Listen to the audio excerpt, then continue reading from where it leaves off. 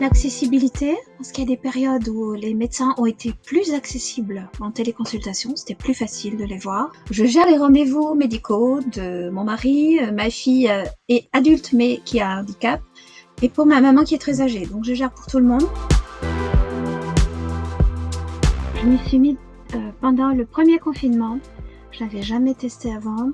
Et je pense que la plupart de mes médecins ne proposaient pas cette option avant. Il y a des circonstances où c'est vraiment très très pratique de pouvoir téléconsulter et ça nous a sauvé la mise quand vraiment c'était très très compliqué de se déplacer.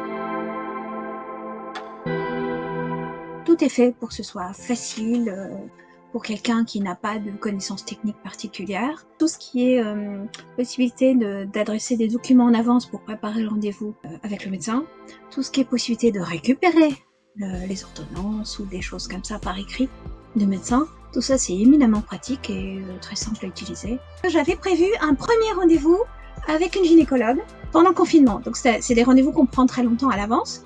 J'ai vu le rendez-vous avancer, le confinement commencer, et je me suis dit, qu'est-ce qu'on fait ?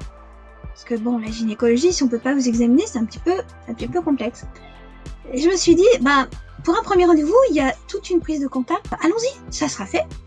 Effectivement, c'était formidable. Et puis là, cette semaine, je suis allée la voir en présentiel. Pour la première fois, on avait tout mis à plat.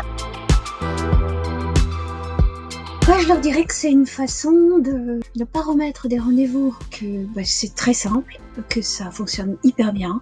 La communication avec le médecin est tout aussi bonne qu'au cabinet. Je dirais qu'il faut surtout pas hésiter dans tous les cas où c'est pertinent. C'est super. Donc tout ça, moi, ça change rien à mes habitudes. La téléconsultation, c'est un plus que j'ai découvert et c'est bien.